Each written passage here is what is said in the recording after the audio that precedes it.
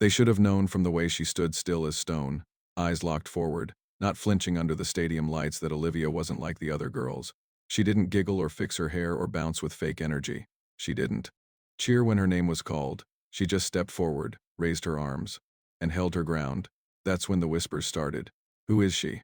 Someone asked. New girl, moved here last week. She doesn't even look like a cheerleader. It was the first pep rally of the year at Easton High, and the cheer squad stood in formation, glittery uniforms sparkling under the sun. The crowd screamed, drums pounded. The football team stomped onto the field like warriors, but Olivia Morgan, standing at the edge of the cheer line, looked like she had wandered into the wrong world. She wasn't smiling, she wasn't waving, she wasn't even moving. From the bleachers, it looked like stage fright, but it was St.it was control. And control was something Olivia had mastered long before she ever put on that uniform. Coach Simmons had introduced her 3 days earlier, just after tryouts. This is Olivia. She just moved here from Nevada. She made the cut. The other girls barely nodded. A few forced smiles, but most of them just looked her up and down, scanning her. Like a threat, Cassandra Hart, the team captain, wasn't subtle. Is she even loud enough to call chants? She'd ask Coach after practice. We need energy, not some scared little mouse. Coach didn't flinch. She made the team for a reason, but no one really asked what that reason was. Not. Yet, the locker room was tense that day. The girls had already claimed their corners, their lockers, their hierarchies. Olivia picked the only open spot by the emergency exit, kept her head down, changed quietly. No one spoke to her, but they talked about her loudly, like they wanted her to hear. She didn't even smile in her tryout video. She looked stiff, like trained but not natural. She's pretty but kinda weird, right? Too calm. She's not Easton material. That word again. Too calm. As if calm meant weak. No one knew that Olivia had spent the last 3 years on the move military base to military base, never staying in one school more than a semester. Her father always said, keep your head low, listen more than you speak. The loud ones break first. So Olivia learned early on to let people talk while she studied the room. She didn't perform. She observed. And when it mattered, she acted. But high school girls didn't see that as strength. They saw it as something to pick apart. By the end of her first week, the comments turned to jokes. Bet she doesn't even know how to jump. Maybe she thinks this is ROTC, not cheer. Careful, she might salute instead of clap. The worst part? Olivia didn't react. She just kept showing up. Same quiet focus. Same straight posture. Never late. Never complaining. And that unnerved them more than anything. Because deep down, they didn't understand how someone so silent could still take up so much space. At T Friday's rally, everything reached a boiling point. The squad took the field in front of hundreds of students. Olivia was placed in the second row, far right. She hadn't been given a solo yet, just background positions. But even there, she moved with precision. Each motion snapped into place. Each formation hit exactly on count. No flair. No theatrics. Just disciplined, flawless rhythm. Cassandra noticed and hated it.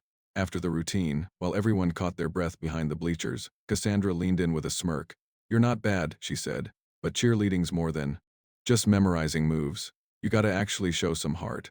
Olivia met her eyes for the first time. I show it when it matters. Cassandra blinked, thrown by the directness, then laughed. Okay, soldier. The others giggled. But inside, Olivia's mind flickered back to dusty deserts, midnight drills, and her father's voice. There are two types of people in this world, those who show off and those who show up. Only one of them wins the war. That night, a clip from the rally went up on Instagram.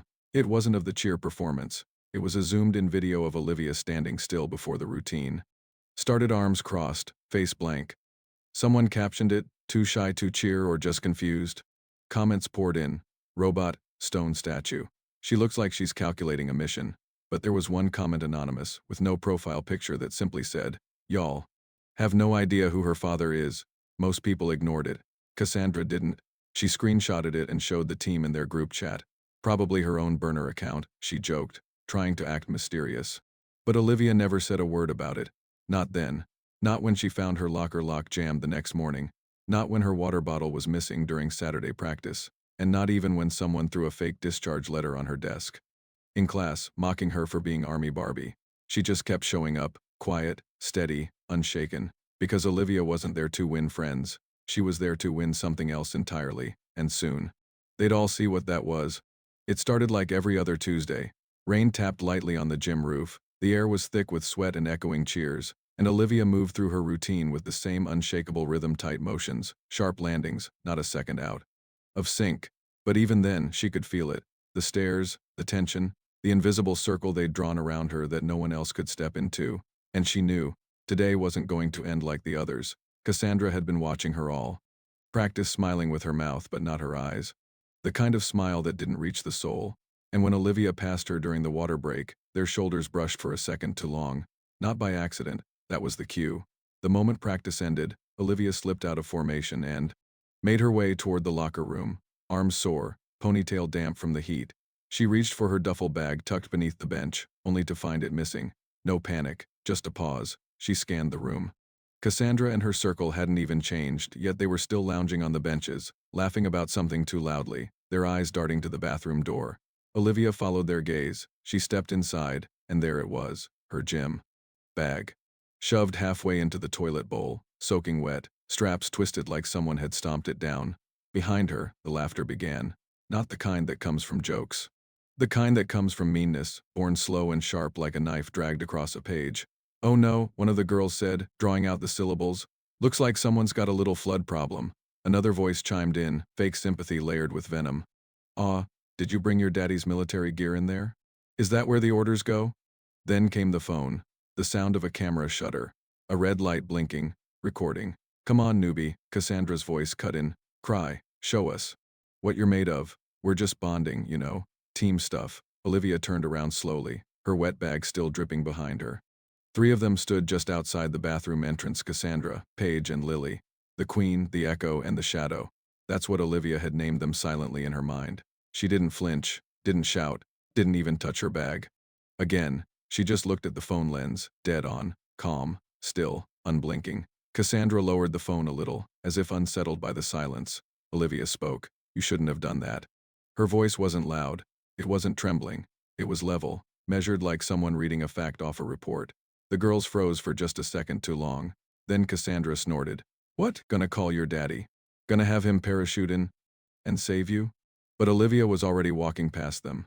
She didn't yell. She didn't threaten. She didn't look back, and that scared them more than anything else could have. By that night, the video hit Instagram, posted from a burner account. Title, "New Girl Meltdown."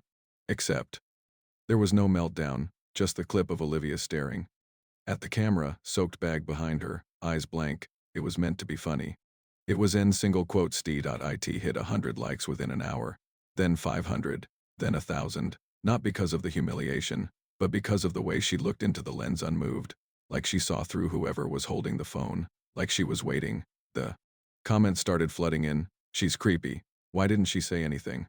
That stare gave me chills." But one comment rose above the rest, anonymous profile.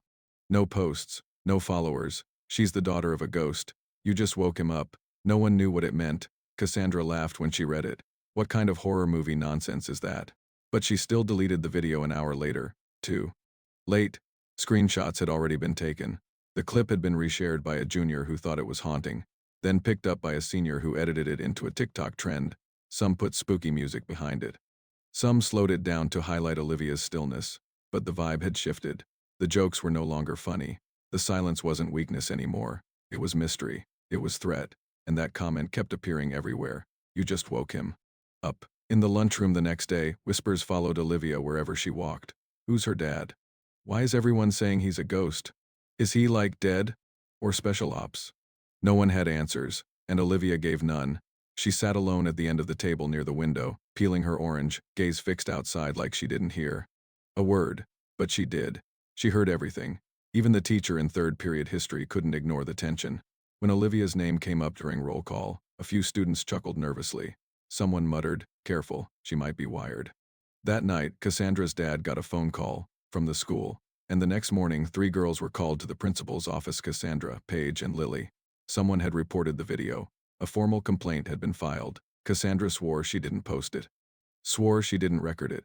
But the timestamp didn't lie. The IP address led straight to her house. And by lunchtime, news spread faster than fire.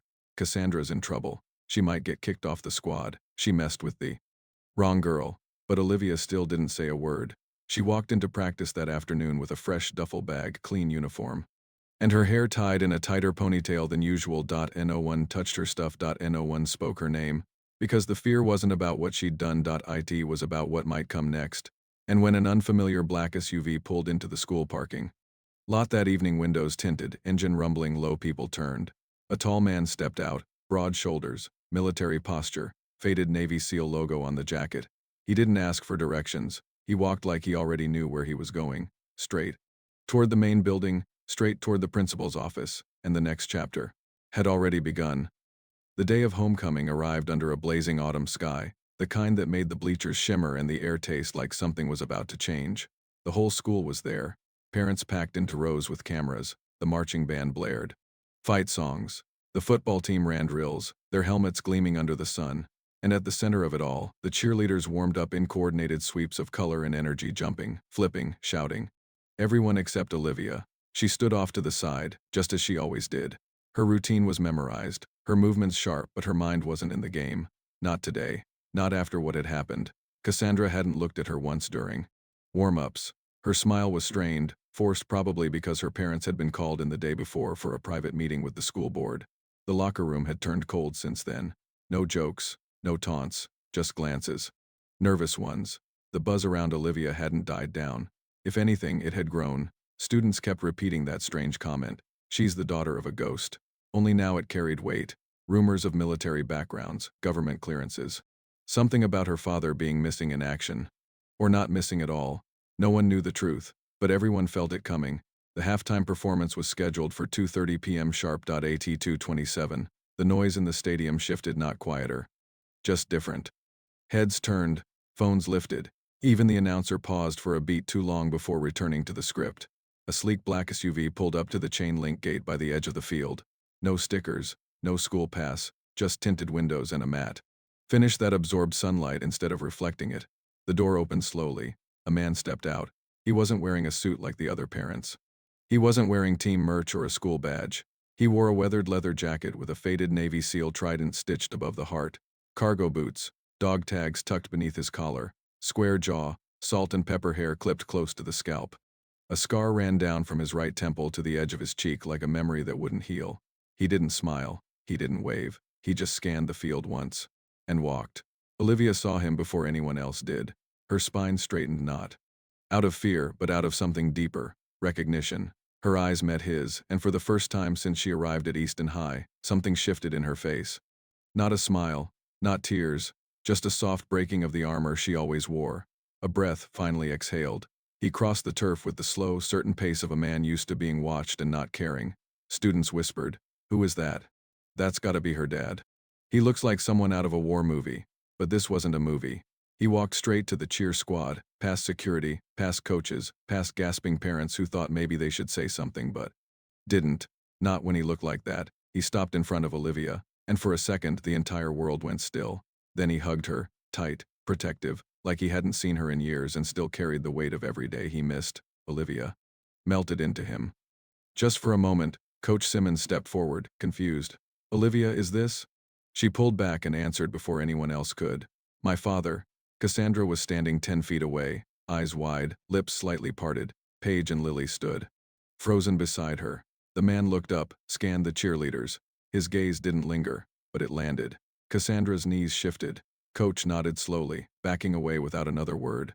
The silence was deafening. Even the football players paused from their huddle, peeking toward the sidelines. Someone in the bleachers started clapping. One person, then two. But the man didn't acknowledge it. He turned to Olivia. "You okay?" he asked, voice low and gravelly. Like it had spoken through smoke and gunfire. She nodded. "I handled it." He nodded back. "I know you did." Then, without raising his voice, he asked, "You want me to talk to anyone?" She hesitated, then shook her head. No, but her eyes flicked toward Cassandra for just a second. He followed the look, just long enough. Then he smiled, not kindly. Not cruelly, just a tight, private smile of understanding. He turned back to Olivia. "I'll be in the back. Let me know if you need me." And then he walked away, back toward the stands, back toward silence. He didn't take a seat. He stood behind the last row, arms crossed, like a sentinel. And in that moment, everything changed. The cheer routine went on as planned. Olivia took her place. But when the music started, there was something different in the way she moved. Sharper, bolder, as if she wasn't holding back anymore. The crowd noticed. The coach noticed, even Cassandra noticed, stumbling half a beat behind.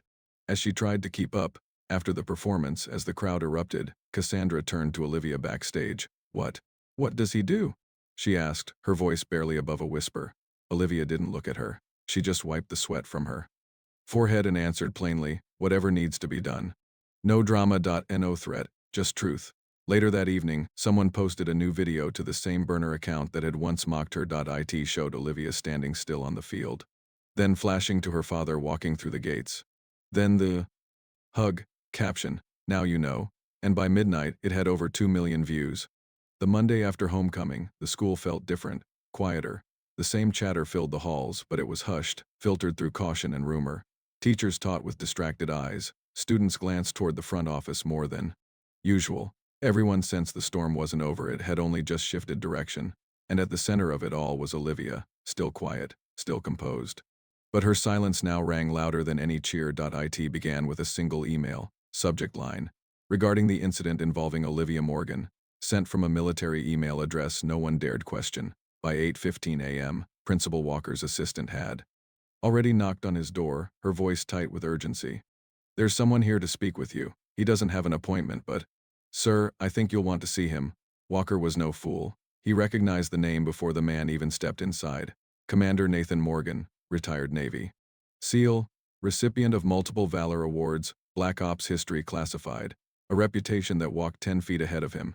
Nathan entered the office wearing the same jacket from homecoming. No suit, no pretense. He shook the principal's hand, once firm, professional, and sat across the desk without waiting to be invited.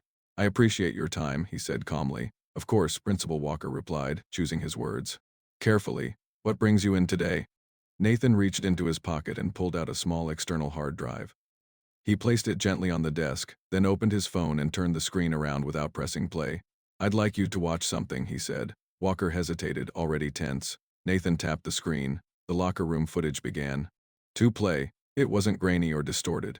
The audio was clean, the angles clear. This wasn't the social media version, the 30-second tease posted to embarrass. This was the full incident. From the moment Olivia entered the locker room to the moment she walked out, drenched bag behind her, flanked by jeering voices and cell phone lights, and more importantly, Cassandra's face. Her voice, her hand tossing the bag into the toilet, laughing, posing, mocking. Walker exhaled slowly. "Where did you get this?" "I have my ways," Nathan said flatly. "There are cameras students don't see, angles they forget. My daughter doesn't record her pain, but the world always leaves evidence." He leaned forward now, voice quiet but sharpened like a blade. "I've led hostage rescues across oceans. I've dismantled terrorist cells with less cruelty than what I saw in that video. And it wasn't from enemies. It was from teenage girls." Walker swallowed hard. "I'm not here to threaten you," Nathan continued. "I'm not here to shame the school.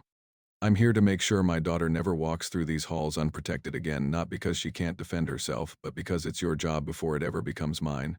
There was a long pause. "I understand," Walker said. "Finally, and I assure you this will be handled." But Nathan wasn't done. He turned his phone back to face himself and clicked on a second file, an email transcript, pulled from a server. Cassandra's anonymous burner account, tied back to her school login using a reused password and IP tracking software. This post, the one that mocked Olivia online? He looked Walker in the eye. It came from the cheer captain, and she thought no one would notice. Now Walker's hands were clenched on the desk, the weight of it all pressed down like a second spine. "She'll be dealt with," he said, more firmly this time. "There are rules and consequences." "I'm glad to hear that," Nathan replied, voice soft again. "Because if I have to take this to the school board or the press, I will. But I'd rather this be a moment of accountability, not spectacle." That same morning, Cassandra was called out of her third period class. Her face turned pale the moment she saw her mother already waiting in the front office, arms folded, lips pressed into a line. Cassandra hadn't even sat down before she started talking, excuses pouring from her lips. It was a joke. It wasn't that serious. Everyone posts stuff, but her mother cut her off. "He sent the footage to me too." Cassandra froze. "He? What?" "The man from the field, Olivia's father. Across town, another parent received a call, pages. Then Lily's. Each conversation followed the same rhythm: denial, shock, confrontation, and finally, silence. By the end of the week, the cheerleading squad had been temporarily suspended pending an internal investigation. Practice was canceled. The team group chat went dark. Rumors spread faster than wildfire. Cassandra had lost her captaincy. Paige's scholarship offers were being reconsidered. Lily's parents pulled her from the squad entirely, and Olivia? She didn't celebrate. She didn't gloat. She just kept walking to class on time, sitting quietly in the front row, taking notes. Her name still swirled in the hallways, still echoed behind closed doors, but no one laughed anymore, not at her, because someone had stood up for her, and because the way he did it didn't require yelling or threats or revenge. He'd just shown the truth. In the cafeteria that Friday, Cassandra passed Olivia's table for the first time since homecoming. She didn't stop, but she hesitated, for a second, as if wanting to say something, apologize, or at least look her in the eye. But Olivia never lifted her gaze. She didn't need closure. She didn't need apologies. She had everything she needed the moment her father walked onto that field and reminded the entire school without saying it aloud that behind every quiet girl is someone louder waiting in the shadows, and sometimes that someone wears a seal jacket. By the time the winter showcase rolled around, Easton High had become a quieter place, not just in sound but in energy. People still whispered when Olivia passed in the halls, but it wasn't mockery anymore. It was caution, curiosity, and something resembling respect. She hadn't said much. She didn't need to. In the end, silence had spoken louder than anyone's voice, especially now that the truth about what had been done to her and who her father really was had unraveled. So publicly, the cheer squad had been reinstated under new supervision, with Cassandra stripped of her captaincy and forced to complete a restorative conduct program to avoid full expulsion. Paige transferred schools. Lily dropped off the grid entirely. And Olivia? She trained. No one knew it, not even Coach Simmons. But every afternoon, after school ended, Olivia stayed behind in the empty gym, not to rehearse chants or spirit moves, not to stretch or practice jumps, but to choreograph something different, something no Easton crowd had ever seen. The winter showcase wasn't just a performance event. It was a chance to redefine reputations, to show the district and the university scouts that Easton still had spirit. The pressure to impress was high, especially for the cheer team, whose recent scandal had put the school's reputation on thin ice. But Coach surprised everyone when she handed Olivia the spotlight. "You want it?" she asked that day in practice, motioning toward the center floor on the printed performance schedule. Final slot, end of the show. Olivia didn't even blink. "I'll take it." That was all she said. Word spread fast. The girl who never smiled was closing the showcase. Students were confused. Some were excited. Some expected her to crack under pressure. But deep down, a current of electricity ran beneath the surface. Something told them this wasn't going to be just another pom-pom routine. The night of the showcase, the auditorium buzzed with lights, chatter, and anticipation. Parents filed into their rows. Students took their seats, half eating popcorn, half scrolling through their phones.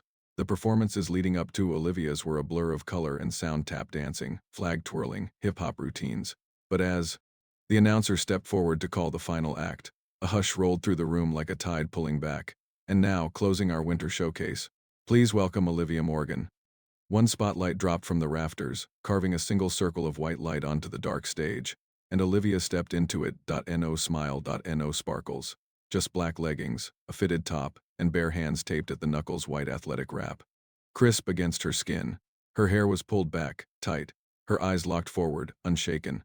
The music started. But it wasn't pop or dance or cheer music. It was slow at first, atmospheric, like a storm building in the distance. Then drums, military cadence, not loud but steady.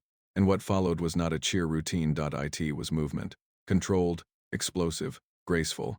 She dropped low, spun into a roll, flipped up onto her feet, and launched into a sequence of defensive blocks, kicks, and evasions choreographed like a dance but rooted in real combat. Each move was sharp, each breath precise. Her body told a story, a quiet girl absorbing hit after hit. Only to rise, faster and stronger every time.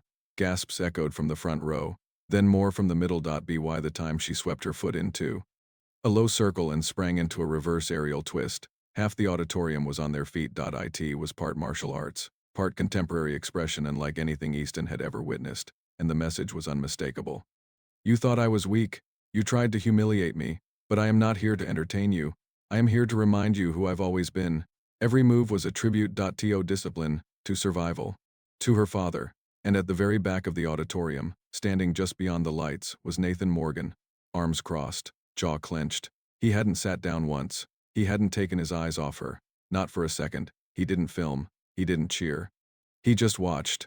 And when the final beat dropped, when Olivia stood center stage, feet grounded, Arms raised not like a performer but like a fighter who had just claimed victory. The crowd roared. It wasn't applause. It was a Coach Simmons. Wiped tears from her eyes. Teachers stared open-mouthed. Even the district officials in the reserved seats looked stunned. Backstage, some of the other cheerleaders watched from the wings, their faces a mix of regret and disbelief. Cassandra stood among them, biting her lip, clutching her clipboard like it might anchor her to something that wasn't slipping away. But none of that mattered, because Olivia hadn't performed for them. She had performed for herself, and for the man now stepping quietly through the aisle toward the front, his eyes glassy, his expression unreadable. He stopped at the edge of the stage. Olivia saw him. She didn't run. Didn't cry. She simply looked down at him, her spine straight, her fists still wrapped, her breath slow and steady, and Nathan didn't clap. He saluted. It was quiet, subtle, just 2 fingers raised to his temple, held there with the kind of pride no cheer trophy could ever match. Olivia's eyes softened, and then, for the first time since she arrived at Easton High, she smiled. Not because the crowd loved her, not because she'd proven anyone wrong, but because she had shown the world something they could no longer deny, exactly who she was.